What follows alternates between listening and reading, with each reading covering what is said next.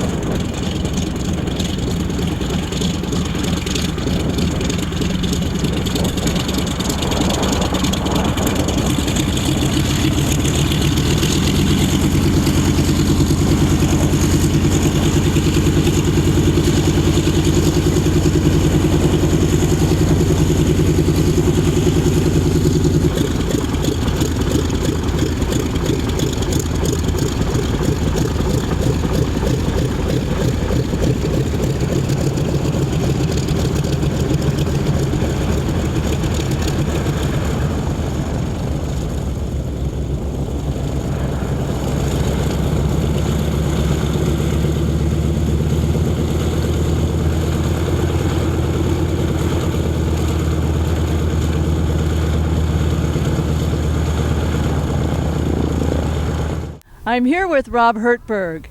Where'd you fly in from in this Zero? Betty, I just came in from Camarillo, the airport there in that city, from the Commemorative Air Force Unit.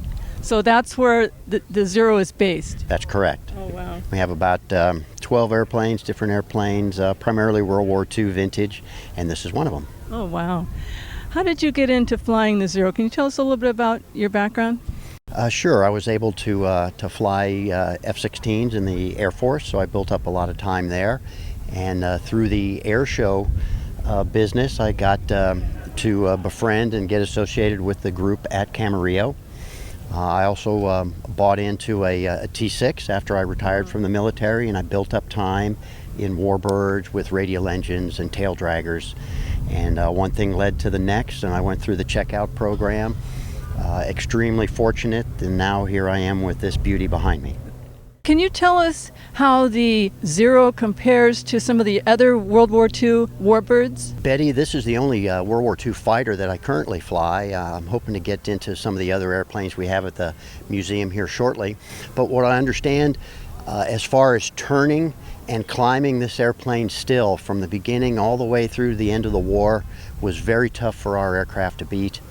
In the early parts of the war, we didn't know that quite yet. We were learning how to fight this airplane, and if we turned with it, that was bad news. So we learned not to turn with the airplane just because it has such great turning performance. It is not as fast as the other airplanes, especially as our airplanes progressed through the war and we went to a more powerful aircraft that could go faster. Then those aircraft could outrun this airplane. But all the way through the end of the war, our pilots did not want to turn with this airplane because that was bad news for us. How many Zeros are still flying today? To our knowledge, there are currently 5 Zeros that are still flying in the world today, and a couple we know of that are going through restoration, and hopefully will be flying around the country and the world in the next year or two. The aircraft behind us was manufactured by Mitsubishi, came off the plant in '42. The combat records are not complete. They were kind of taken care of after the war as part of the surrender terms.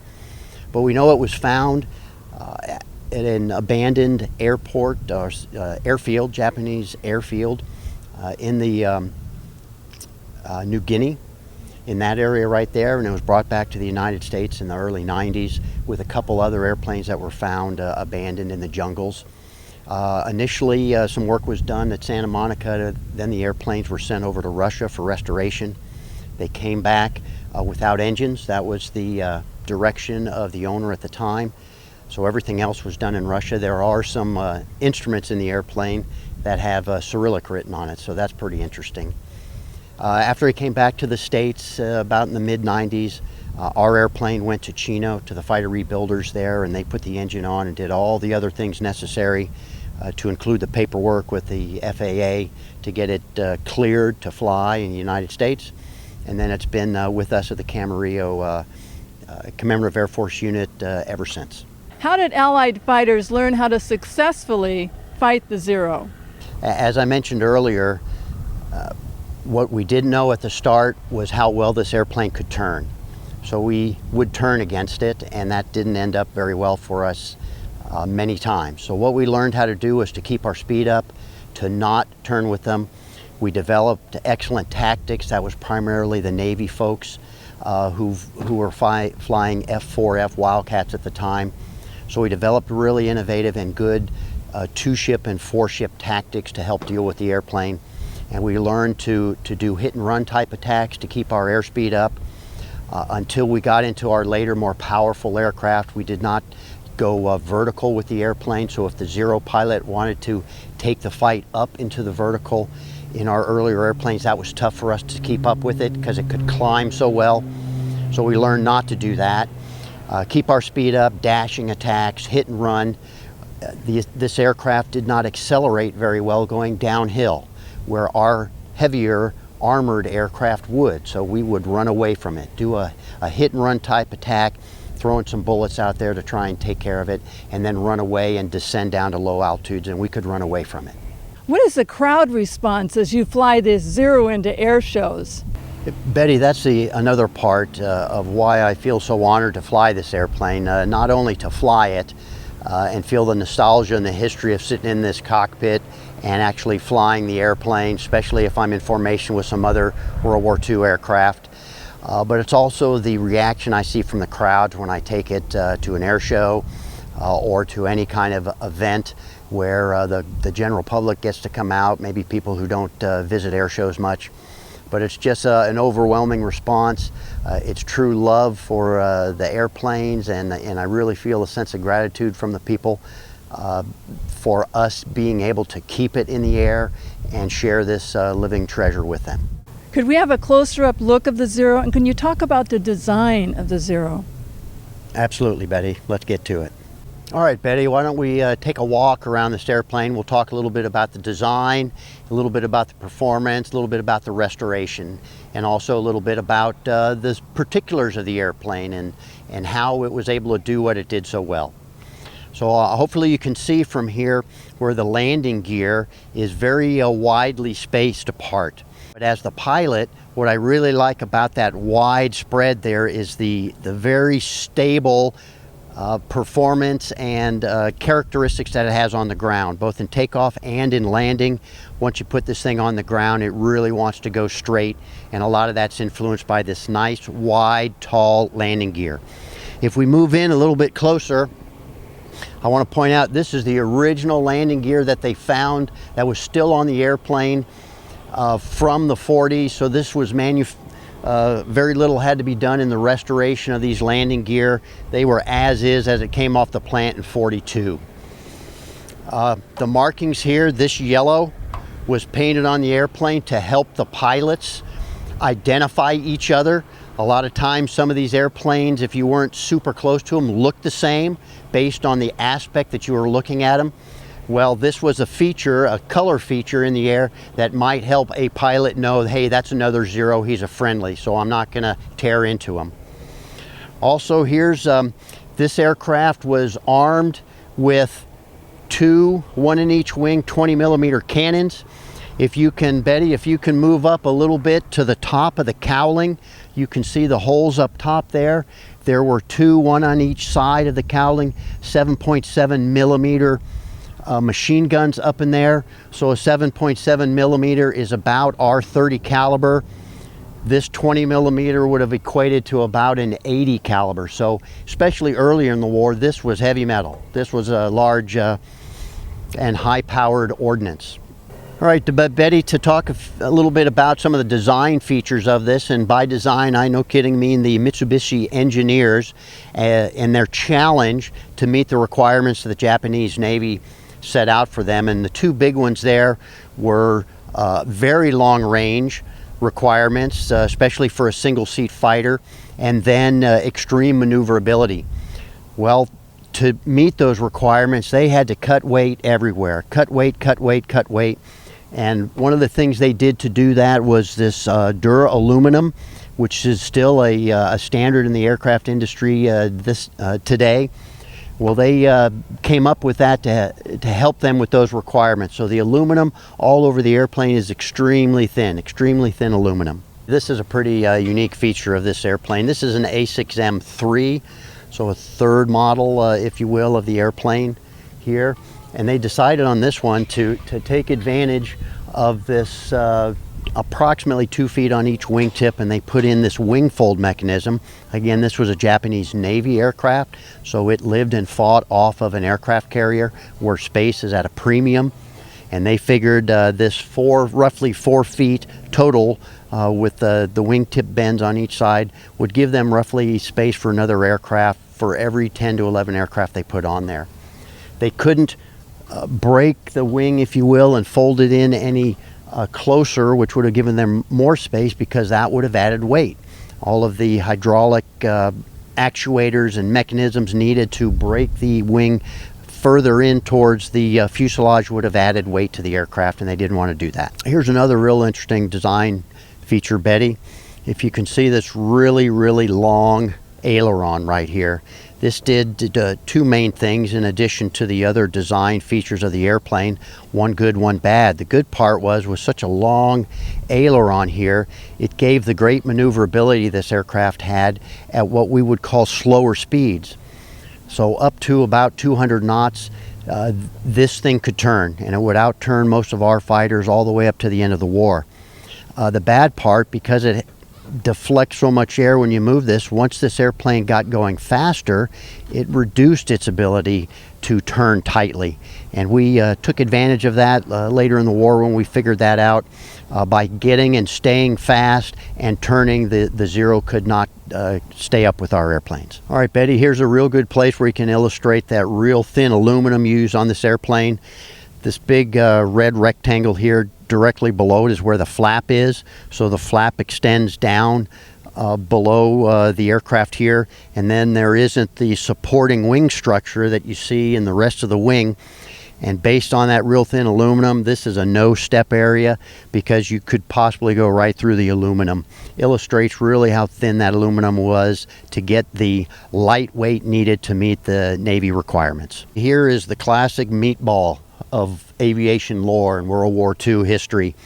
The aircraft back then usually fairly brightly colored with the extra insignia on the airplane to help with identification, and this is what identified the country of Japan, and we came to call it the meatball, and it identified to us and to themselves that this was a Japanese airplane.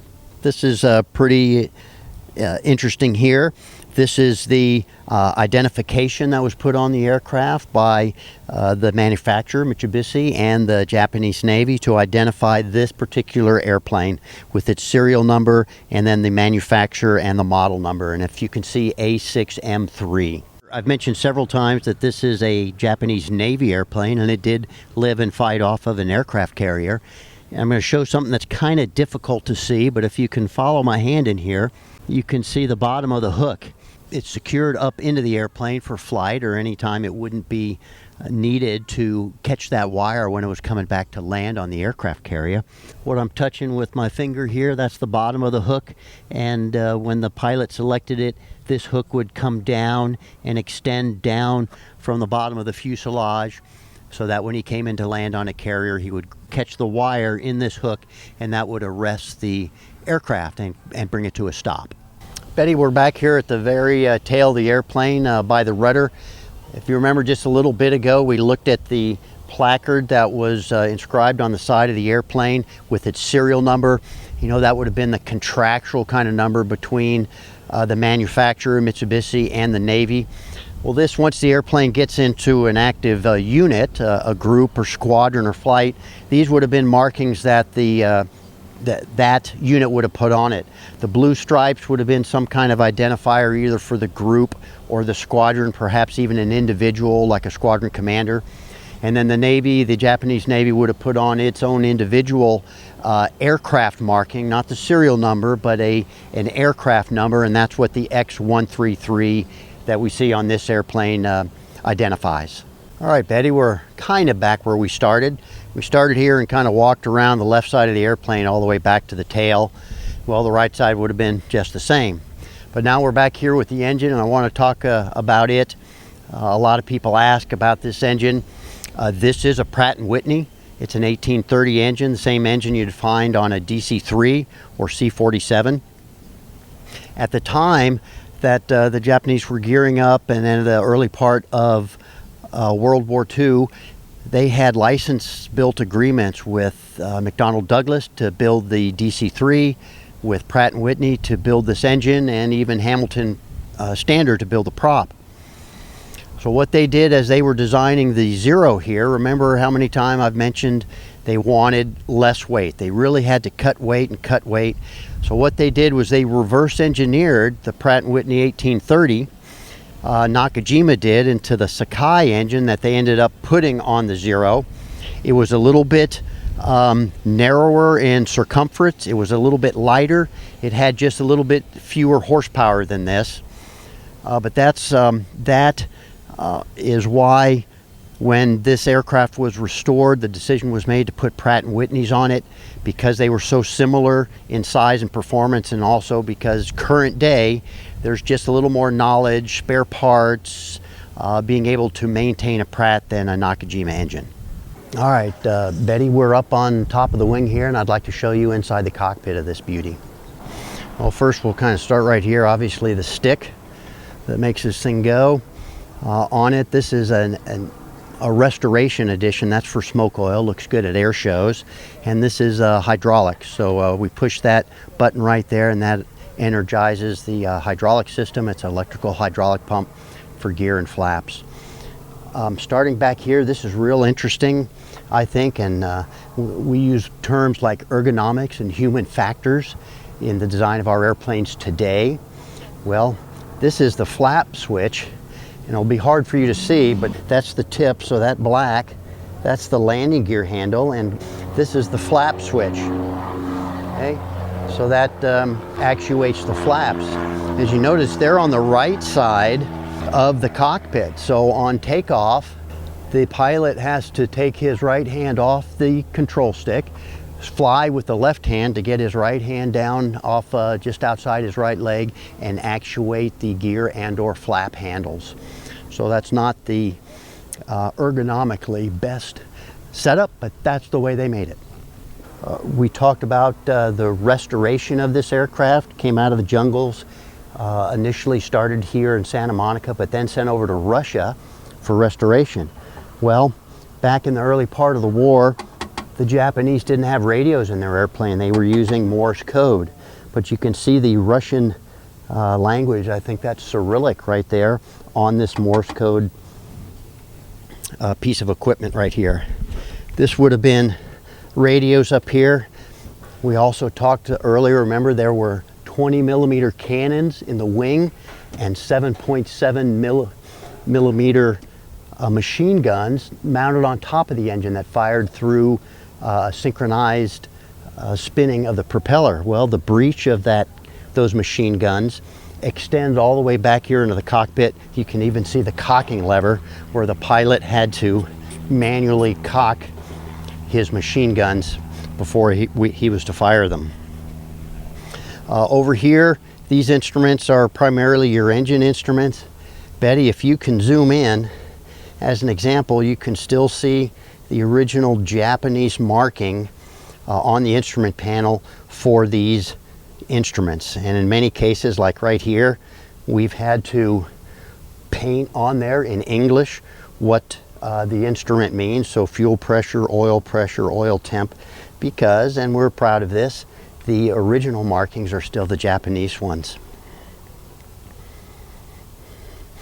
Right up here, this is a few of these instruments have been updated to modern standards just because for accuracy and flying around in our airspace system.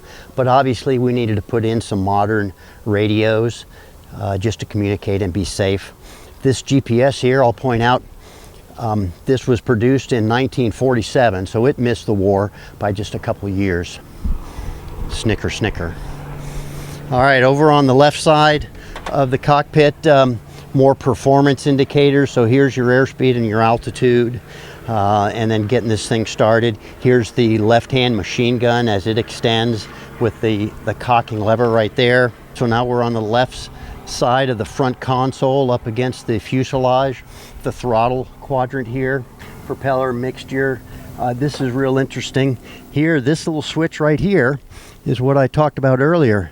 It doesn't really work too well right now, but had the pilot thumb that forward this direction, he would have selected his 7.7 millimeter machine guns on top of the nose. If he thumbed it backwards that way, then he would have selected both the nose machine guns and those wing mounted 20 millimeter cannons. And so again, this is the throttle here, and this lever. Today, this is what I use. I pinch this backwards. That's what I use to activate the radio and communicate on the radio. Back in World War II, this was the gun trigger. So again, the pilot selects which gun or guns he wants with this switch, and then he would squeeze that lever to actually fire the machine guns or the cannon in the wings. If we go down this way, Betty, there are some switches here we're not exactly sure of. This one down here, it's in op right now. That may have been the hook to release the hook, so the tail hook would have dropped down when he came back into land. It may have been a bomb release lever as well. And here I think people will find this interesting. This is the elevator trim right now, and that is the only trim that's adjustable from the cockpit.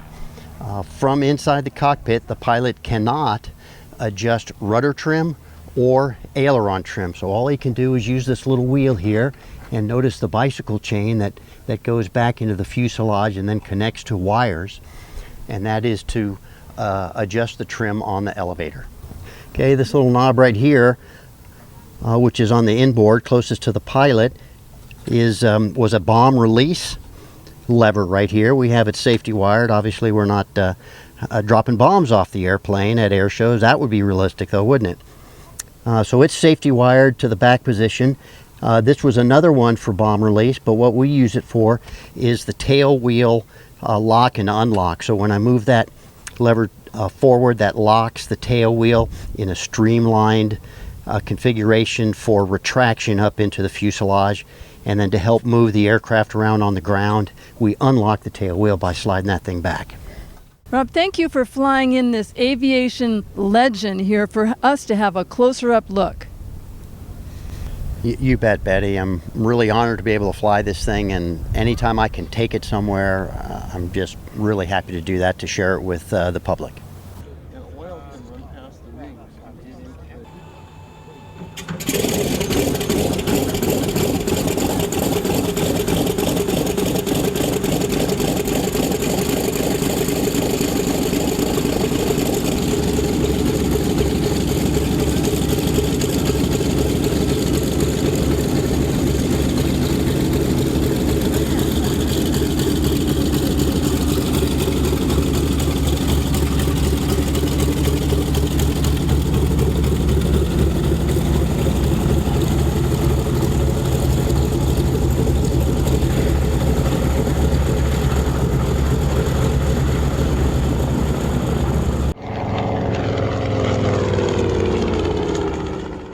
Thank you for watching Peninsula Seniors Out and About here at the Western Museum of Flight in Torrance. I'm Betty Wheaton. I'll see you next time.